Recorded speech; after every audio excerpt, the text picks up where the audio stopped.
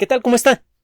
Le damos la bienvenida a El Explicador de Enrique Ganem y María de Los Ángeles Aranda. En el último audio relacionado con COVID-19 le presentamos a usted, entre otras cosas, los buenos resultados que ha tenido a gran escala la vacuna de Oxford AstraZeneca y otras. Pues bien, en esta ocasión vamos a ampliar la información sobre esta vacuna como consecuencia de, uno, la publicación de un trabajo reciente que teníamos guardadito por allí el pasado 30 de septiembre y número 2, como consecuencia de sus comunicaciones. Muchos de ustedes han preguntado por el funcionamiento de esta vacuna y hemos comentado que solo le presentamos aquí los resultados publicados en revistas arbitradas. No tenemos todavía datos específicos sobre el funcionamiento en poblaciones muy grandes de las vacunas chinas, por ejemplo, pero los primeros estudios publicados en revistas arbitradas indican que las vacunas funcionan de maravilla. Pues bien, la vacuna de Oxford AstraZeneca, no le voy a dar más datos previos, ya los conoce usted seguramente, y si no, lo invitamos a que nos haga el honor y el favor de escuchar los otros audios que tenemos sobre el tema. La vacuna de Oxford AstraZeneca utiliza un virus que normalmente afecta solo a simios y que marginalmente puede infectar a células humanas. Este virus ha sido genéticamente modificado para no infectar. Es decir, se puede pegar a una célula humana, puede meter su contenido genético en el interior de una célula, que es lo que hace cualquier virus cuando ataca, pero el material genético que inyecta este virus en el interior de la célula no induce a que la célula se dedique a fabricar copias del virus. Lo que hace la célula que es afectada por el virus modificado que viene en la vacuna es dedicarse a fabricar copias de la proteína de pico. Lo hemos comentado en muchas ocasiones. Pues bien, hemos comentado también en muchas ocasiones que la resistencia a una enfermedad depende del buen funcionamiento del sistema inmune. No es la única medida de defensa, el único elemento de defensa que tiene nuestro cuerpo para enfrentar una infección, pero ciertamente es el más importante. Hemos dicho también que el sistema inmune tiene dos grandes especialidades. Está el sistema inmune innato y el sistema inmune adaptativo. El sistema inmune innato viene de fábrica con nosotros y la respuesta del sistema inmune innato es pareja para todas las infecciones. La respuesta del sistema inmune innato es, en términos generales, la misma, no importa qué es lo que se meta a nuestro cuerpo. Como consecuencia de esa reacción vienen fiebres, escalofríos, esas sensaciones que conocemos bien. En muchas ocasiones, lo que hace el sistema inmune innato es suficiente para detener una infección. Cuando esto no pasa, es responsabilidad de la otra mitad del sistema inmune, el sistema inmune adaptativo, el de aprender a atacar de manera específica aquello que se metió al cuerpo. El sistema inmune adaptativo va aprendiendo, se va adaptando a los atacantes. Se mete un virus, por ejemplo, el sistema inmune adaptativo empieza por acudir a las células atacadas. Cuando una célula es atacada por un virus, se pone a fabricar copias del virus, pero también se disparan otros mecanismos moleculares que hacen que la célula produzca unas sustancias que sirven como señal de alarma. Estas moléculas, los interferones, que también sirven para otras cosas, es una familia bastante grande de moléculas, pero bueno, una célula atacada por un virus produce un cierto tipo de interferón, y el interferón es una sustancia que le huele mal al sistema inmune. En el momento en el que el sistema inmune adaptativo, las células del sistema inmune adaptativo empiezan a oler interferón, empiezan a rastrearlo de una manera no muy diferente a la forma en la que los sabuesos rastrean a una presa. Van siguiendo el rastro químico del interferón, van buscando las zonas en donde la intensidad de la señal de interferón es más alta, y eso tarde o temprano lleva a estas células del sistema inmune a entrar en contacto con las células enfermas. Para no meternos en demasiados relajos, lo que hacen las células del sistema inmune adaptativo es montar dos tipos de respuestas generales contra el invasor. La primera respuesta involucra la fabricación de anticuerpos. Los anticuerpos son unas proteínas pequeñas en forma de Y o Y, debería ser Y, un poco más clara el nombre de la letra, aunque se supone que se aceptan las dos o se han aceptado en distintos momentos a lo largo de los últimos años. La cosa es que esta proteína tiene forma de Y o letra Y, y las patitas cortas de la Y tienen una estructura molecular que tiene un patrón de manchas eléctricas muy peculiar. Ese patrón de manchas eléctricas de esta proteína ha sido, entre comillas, diseñado por el sistema inmune para complementarse lo más perfectamente posible al patrón de cargas eléctricas de alguna proteína importante del agente invasor. Si el invasor es un virus, bueno, los virus tienen en su parte exterior un montón de proteínas y algunas de ellas son las que le permiten fijarse al virus a la célula que va a atacar. Si usted bloquea exitosamente esta proteína, el virus no puede entrar a las células. Si el sistema inmune aprende a fabricar anticuerpos exitosos que se pegan fuertemente y bloquean el funcionamiento de esta proteína que sirve de gancho, entonces el virus no puede entrar.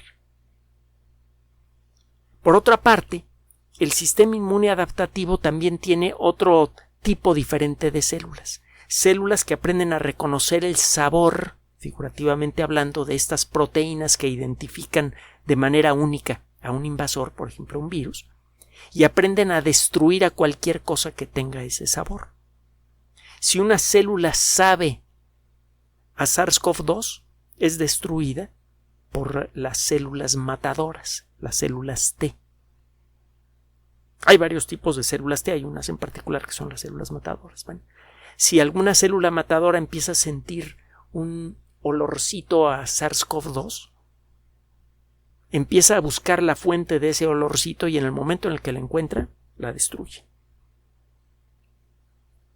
Tiene usted entonces dos respuestas diferentes a la presencia de un virus que no puede ser detenido por el sistema inmune innato.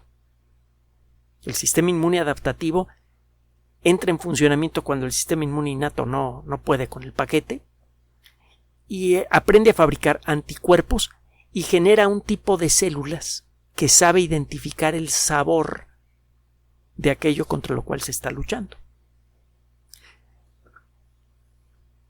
De esta manera usted puede, por un lado, con anticuerpos bloquear a los virus que ya se encuentren en el interior del cuerpo, sea porque entraron, digamos, por la nariz o porque fueron fabricados por células enfermas, y por otro lado tiene usted a células que se encargan de destruir a las células que ya fueron infectadas y que tienen sabor a coronavirus.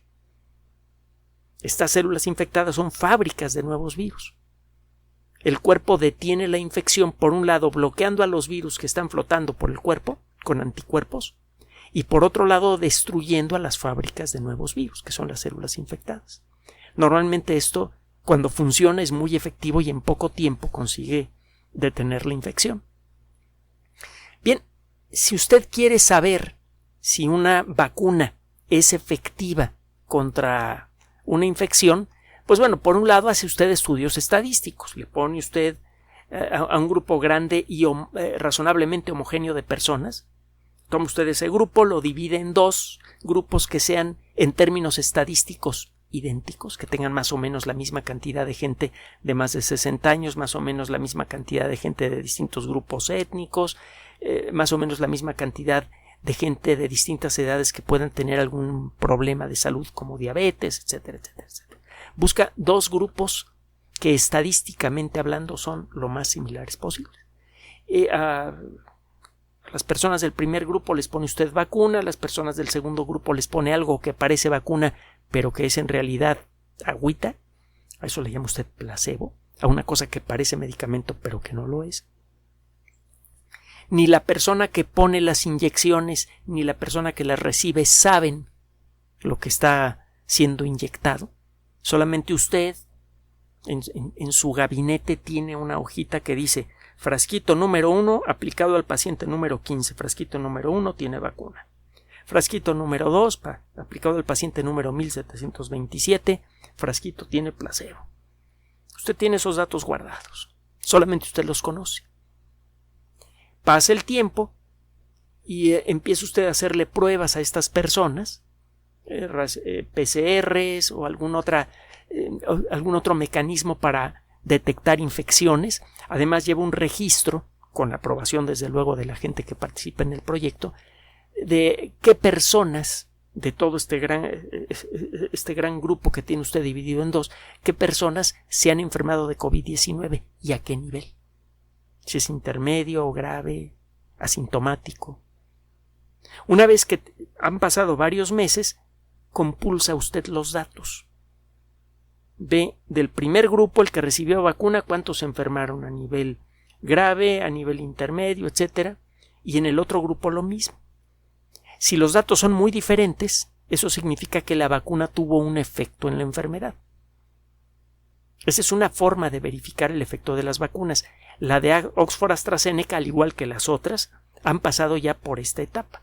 Estos estudios al principio se hacen con grupos pequeños de personas porque inicialmente tiene usted pocas dosis de vacuna que ofrecer y por lo tanto hay pocas personas que seguir a lo largo de varios meses para ver qué efecto tuvieron las inyecciones.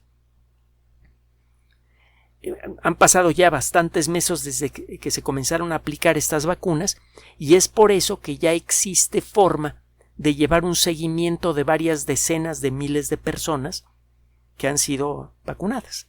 Ya lo mencionamos en la ocasión anterior. Otra forma, una segunda forma de medir la efectividad de las vacunas consiste en irse a nivel molecular a ver exactamente qué efecto tiene a nivel molecular en el sistema inmune la vacuna que ha sido puesta en un grupo grande de personas, por ejemplo la vacuna de Oxford AstraZeneca. De eso trata un trabajo publicado en una revista bastante reconocida que se llama Translational Medicine de Editorial Science. El nombre completito de la revista es Science Translational Medicine, translacional se escribe. El artículo, desde luego, como la gran mayoría de los artículos de investigación sobre COVID-19, es descargable, así que usted puede descargarlo y ver en blanco y negro, bueno, a todo color porque tiene gráficas, lo que le voy a contar resumido en esta ocasión. Estos investigadores se pusieron a estudiar lo que sucede a nivel molecular en 296 personas de entre 18 y 85 años que estaban enroladas en pruebas de fase 2 y de fase 3 de la vacuna de Oxford AstraZeneca. En estas 296 personas se realizaron tomas de sangre para medir la presencia de anticuerpos y para medir la posible presencia de células matadoras. Quedamos que si el sistema inmune está respondiendo bien a una vacuna, entonces debería producir muchos anticuerpos que son muy efectivos para bloquear a un virus y también deberían producir células matadoras que de manera muy efectiva reconocen cuando una célula está enferma y la destruyen. Hasta hace poco, lo único que se podía medir bien, en forma sencilla y rápida, eran los anticuerpos. Prácticamente no existían técnicas para medir la actividad de las células matadoras. Ahora resulta que sí. Ya existe forma de empezar a medir el funcionamiento de las células T. Bueno, este trabajo se centra de manera muy especial en la calidad de los anticuerpos generados por esta vacuna y también en términos generales la calidad de la respuesta de las células T matadoras. Lo que encontraron estos investigadores es que los anticuerpos inducidos por la vacuna en prácticamente todas las personas que fueron analizadas de distintas edades, que recibieron las vacunas en distintos momentos, etcétera, etcétera, encontraron que prácticamente en todos los casos los anticuerpos eran muy efectivos para bloquear a la proteína de pico.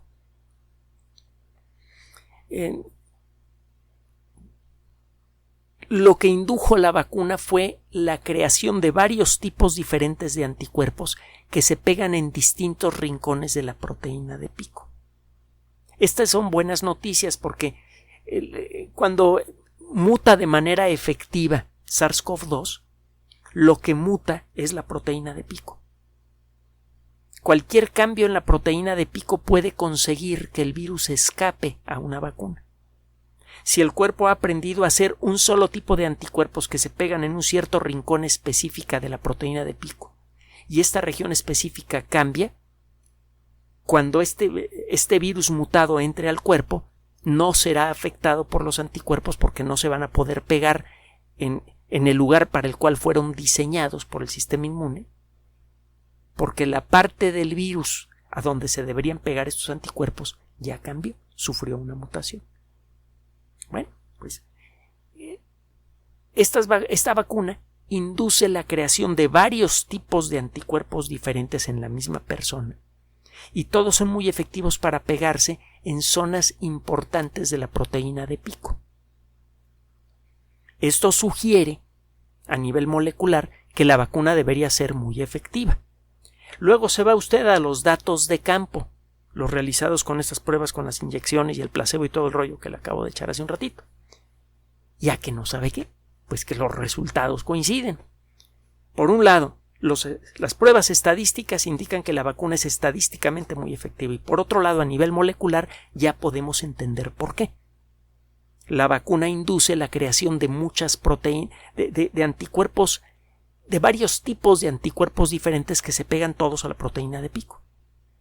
Entonces, aunque cambie un poco la proteína de pico, sí es muy probable que los otros anticuerpos que se pegan en zonas de la proteína de pico que no han mutado sean suficientes para reducir o incluso detener una infección. Eso parece que pasa también con otras vacunas, solo que hay que hacer los estudios y cada estudio es bastante pesado y bastante costoso y toma su tiempo. Pero el caso es que lo que se ha visto a nivel estadístico con muchas vacunas es que funcionan bien incluso contra variantes como la variante Delta. La variante Delta puede llegar a infectar a personas que han sido vacunadas, pero prácticamente en ningún caso, excepto en casos realmente raros, las personas ya vacunadas que se infectan con variante Delta se enferman de manera grave. Claro está, siempre habrá excepciones. Y como estamos hablando de vacunar a 8,000 millones de personas, incluso una fracción del 1% de esa cantidad resultará en un número muy grandote. Es decir, usted va a escuchar de muchos casos de personas que se han vacunado y que se enfermaron y que tuvieron enfermedad grave o incluso tuvieron un desenlace peor. Si usted escucha estas noticias sin tomar en cuenta los números completos, podría llegar a asustarse. La realidad es que la probabilidad de que una persona ya vacunada contraiga la enfermedad grave es ridículamente baja. No es perfectamente cero esa probabilidad. Eso no existe en este mundo. Pero claro está, el riesgo estadístico a gran escala de sufrir la enfermedad grave cuando usted ya ha sido vacunado, pues entra más o menos en la misma categoría que el riesgo de contraer alguna otra enfermedad grave, inesperada, a lo largo de estos meses. O que sufra usted un accidente. El riesgo de contraer la enfermedad grave disminuye muchísimo, casi al nivel de otros riesgos estadísticos con los que tenemos que vivir todos los días. Eso significa que la vacuna ha funcionado todo lo que se puede esperar de ella. No eliminó por completo el riesgo de la enfermedad, pero prácticamente lo elimina, sobre todo el riesgo de la enfermedad grave. Bueno, ya entendemos por qué. La respuesta está a nivel molecular. Las respuestas, los anticuerpos generados son muy buenos y se generan anticuerpos de varios tipos. Entonces, estos anticuerpos, el grupo de anticuerpos generados por la vacuna logra bloquear a la proteína en muchos lugares diferentes a la proteína de pico. Y por otro lado, las células matadoras resultan ser efectivas para detectar el olor de la proteína de pico, incluso en cantidades muy pequeñas. Entonces, en pocas palabras, esta vacuna genera una respuesta inmune sólida. Una respuesta inmune que uno entiende ahora porque puede protegernos incluso contra las mutaciones conocidas de este virus. Entonces, otra vez, si vuelve usted a escuchar noticias que suenan inquietantes, por ejemplo, esas noticias que gustan tanto en las redes sociales, estas personas se vacunaron y aún así murieron, se enfermaron y murieron. Tenga cuidado con ese tipo de noticias. Muchas veces llevan la intención de escandalizar, de alarmar. Lo que se busca con esas noticias es aumentar la audiencia. Son noticias distorsionadas con la intención de mentir abiertamente para ganar audiencia. No se las crea. Mejor créale a quien sabe. Escuche lo que dicen las autoridades de salud. Mantenga la disciplina. No la afloje. Estamos ganando ya. No afloje la disciplina. No le haga caso a quien no debe hacerle caso. Y por favor, y como siempre, conserve la calma. Gracias por su atención. Además de nuestro sitio electrónico www.alexplicador.net, por sugerencia suya tenemos abierto un espacio en Patreon, El Explicador Enrique Ganem, y en PayPal, elexplicadorpatrocinio@gmail.com, por los que gracias a su apoyo sostenemos este espacio. Puede usted descargar gratuitamente estos audios en formato MP3 en Spotify y en iTunes como El Explicador sitio oficial y en SoundCloud como El Explicador, y con formato de video en YouTube en El Explicador sitio oficial. Recuerde nuestras redes sociales de siempre, Twitter Enrique-Ganem y en Facebook Enrique Ganem sitio oficial, El Explicador y los grupos que usted ya conoce. Finalmente, El Explicador siempre somos María de Los Ángeles Aranda y Enrique Ganem. Gracias.